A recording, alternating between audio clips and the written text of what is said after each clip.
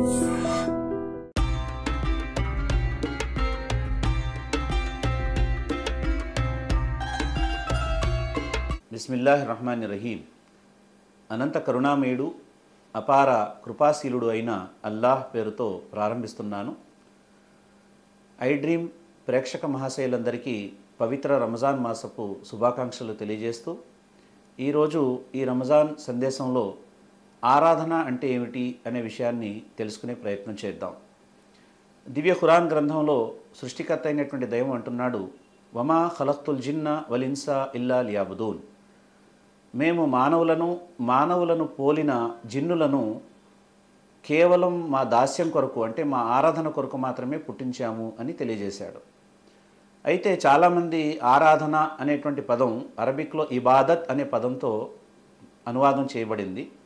అయితే ఇబాదత్ అనే పదానికి ఉన్నటువంటి విస్తృతమైనటువంటి అర్థం తెలియని కారణంగా ఆరాధన అని మనం తెలుగులో అనువాదం చేసుకున్నప్పటికీ ఆరాధన అనేటువంటి ఈ మాటలో కూడా విస్తృతమైనటువంటి అర్థం తెలియని కారణంగా మనం చాలా వరకు పొరపాటు చేసే పరిస్థితి ఏర్పడింది. ముఖ్యంగా దివ్య ఖురాన్ గ్రంథంలో ఆరాధన అంటే ఇబాదత్ అనే పదానికి ఎన్ని అర్థాలు చెప్పబడ్డాయో మనం చూద్దాం. మొదటిది ఇబాదత్ అంటే ఉపాసన, ఆరాధన. రెండవది విధేయత మరియు ఆజ్ఞాపాలన. మూడవది దాస్యం మరియు బానిసత్వం.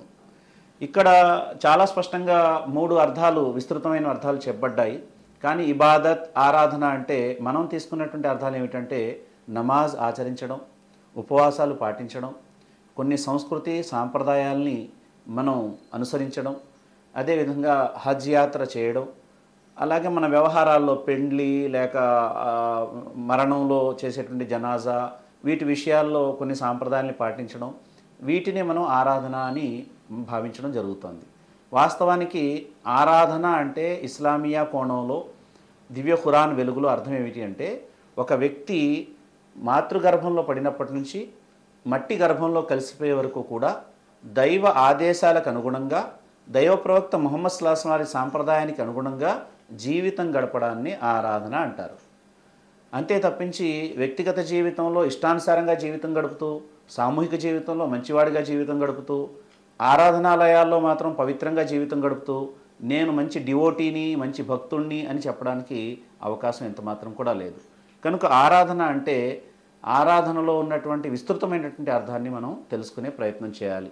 ఉపవాసం ఒక ఆరాధన, కానీ ఉపవాసం ఆరాధన అయినప్పటికీ కూడా ఉపవాసం యొక్క షరతులన్నిటినీ పాటిస్తూ చేస్తేనే అది ఆరాధన అవుతుంది తప్ప ఉపవాసం యొక్క షరతుల్ని మనం విస్మరించి ఆరాధన చేసినా సరే మనం అల్లాహ్ యొక్క అనుగ్రహాన్ని పొందలేము. కనుక మనం చూస్తూ ఉంటాం చూడండి, ఒంటెని అరబ్బులో బయీరే మొహబ్బద్ అంటారు. దాన్ని ఎందుకంటారంటే ఎలా పడితే అలా వాడబడేది, లేక తన యజమానికి ఎలా పడితే అలా ఉపయోగపడేది అని చెప్పి దాన్ని ఒంటెని ఆ విధంగా పిలుస్తారు. అబ్ద్ అనేటువంటి పదం ఇందులో ఉంది. అబ్ద్ అంటే దాసుడు అని అర్థం వస్తుంది. అందుకని చూడండి, ఎవరు కూడా రెహమాన్ అని డైరెక్ట్గా పేరు పెట్టుకోరు, అబ్దుర్ రెహమాన్ అంటారు, అంటే కరుణామయిని దాసుడు. రహీం అని పేరు పెట్టుకోరు, అబ్దుర్ రహీం అంటే కృపాశీలుని యొక్క దాసుడు అని చెప్పి పెట్టుకుంటారు. అంటే ఈ అబ్ద్ అనేటువంటిది ఇబాదత్, అబ్ద్ అనే పదం నుంచి ఇబాదత్ అనే పదం మనకు కనబడుతుంది. ఈ బయీరే మొహబ్బద్ అని ఒంటెని ఎందుకు అనడం జరిగిందంటే, ఒంటె తన యజమానిని పైన ఎక్కించుకుని అదేం చేస్తుంది, ప్రయాణానికి ఉపయోగపడుతుంది. అలాగే బాట ఎటువైపు మంచి దారి ఉంది తెలియజేయడానికి కూడా ఒంటె ఉపయోగపడుతుంది. ఎక్కడైతే నీటి చలమలు ఉన్నాయో వాటికి తొందరగా తెలుస్తుంది. మరి ఎడారి ప్రాంతంలో ఆ నీటి చలమల దగ్గరికి యజమానిని తీసుకెళ్తుంది. అదేవిధంగా దాని చర్మం చలికాలంలో వస్త్రాల కోసం ఉపయోగించడం జరుగుతుంది, దాని మాంసాన్ని ఉపయోగించడం జరుగుతుంది. చివరికి అది తిత్తిలో పెట్టుకున్నటువంటి నీళ్లు ఏవైతే స్టోర్ చేసుకున్నారో ఆ నీళ్లను కూడా నీళ్లు లేని సమయంలో తన యజమాని కోసం ఆ నీళ్లను కూడా అది ఇవ్వడానికి సిద్ధమవుతుంది. అంటే ఇక్కడ చెప్పే మాట ఏంటంటే, ఈ విధంగా ఒంటె తన యజమానికి ఏ విధంగా పడితే ఆ విధంగా ఉపయోగపడుతుందో అలాగే సృష్టికర్త అయినటువంటి దైవం యజమాని, ఆయన సర్వోన్నతుడు, ఆయనే సృష్టికర్త, ఆయనే ప్రభువు, ఆయనే నిజస్వామి అయినప్పుడు ఆయనకు దాస్యం చేసేటువంటి దాసుడు కూడా ఆ విధంగా ఉండాలనేది ప్రధానమైనటువంటి షరతు. ఉదాహరణకి మనిషిలో మార్పు ఎప్పుడు వస్తుంది, మనిషి దైవం పట్ల ఎప్పుడు అతను సవ్యంగా ప్రవర్తించగలడు అంటే దైవంతో అతనుకున్న సంబంధం తెలుసుకున్నప్పుడే అతను ఏ విధంగా ప్రవర్తించాలో అర్థమవుతుంది. ఉదాహరణకు చూడండి, తల్లి అంటే కొడుకు, తల్లి తనయుడు అంటే వీళ్ళిద్దరి మధ్య రిలేషన్ ఏంటంటే తల్లికి తనయుడికున్న రిలేషన్. దానివల్ల తల్లితో ఎలా ఉండాలి అనేటువంటి విషయాన్ని మనిషి అవగాహన చేసుకోగలడు. భార్య అంటే భర్త, భార్య భర్త ఇద్దరి మధ్య ఆ సంబంధం ఏంటో తెలియడం వల్ల వాళ్ళిద్దరూ ఎలా ఉండాలనేది క్లియర్ అవుతుంది. అదేవిధంగా వ్యవహారం ఏదైనప్పటికీ కూడా ఆ వ్యవహారంలో సవ్యత రావాలి అంటే సంబంధం ఏంటో తెలియాలి. ఉదాహరణకి దేవుడు అంటే దేవుడితో మనకున్న సంబంధం ఏంటి? మనల్ని ఎందుకు ఆయన పుట్టించాడు? ఆయన పుట్టించడానికి గల లక్ష్యం ఏంటి? ఆయన మనకు దేవుడు అంటే ఏ విధంగా దేవుడు అనే విషయాల యొక్క ఆ సంబంధం యొక్క అవగాహన మనకు అర్థమవుతే ఏమవుతుందంటే మన ఆచరణలో కూడా మార్పు వస్తుంది. రెండు విషయాలు ప్రస్తావిస్తాను. మొదటిది, దేవుడు క్రియేటర్, ఆయన సృష్టికర్త. అంటే మనమెవరం? సృష్టి రాసులం. ఇప్పుడు మనకి ఆయనకున్న సంబంధం ఏంటంటే ఆయన సృష్టికర్త కనుక మనం సృష్టి రాసులం కనుక మనకి ఆయనకున్న సంబంధం ఏంటంటే ఆయన సృష్టికర్త. దేనికి సృష్టికర్త ఆయన? మళ్ళీ ఇదొకటి. అందులో ఏంటంటే ఆయన నాకు సృష్టికర్త, మీకు సృష్టికర్త, మనం అనుభవించేటువంటి పంచభూతాలకు కూడా ఆయనే సృష్టికర్త. మనం అనుభవించే ఈ గాలి కానీ లేక అతి చిన్న వస్తువు అయినప్పటికీ కూడా ఆయనే సృష్టించాడు తప్ప మరెవరూ దాన్ని సృష్టించలేదు. మనిషి సృష్టి నుంచి ప్రతి సృష్టి చేయగలడు, కానీ కొత్త సృష్టిని మనిషి ఎంత మాత్రం కూడా తీసుకురాలేడు. ఈ అవగాహన ఎప్పుడైతే మనకు వస్తుందో అప్పుడు ఆయనే నా సృష్టికర్త కాబట్టి, నా జీవితానికి నా సర్వస్వానికి ఆయనే క్రియేటర్ కాబట్టి, నేను అనుభవించే వనరులన్నిటికీ కూడా ఆయనే క్రియేటర్ కాబట్టి, నా ఒబీడియన్సీ అంటే విధేయత అనేటువంటి పనిని నేను ఆయన పట్లే కలిగి ఉంటాను. అంటే ఈ విధంగా ఎదుటి వారితో మన సంబంధం ఏంటో ఎప్పటివరకు తెలియదో మన వ్యవహారం కూడా మనకు స్ట్రైక్ అవ్వదు.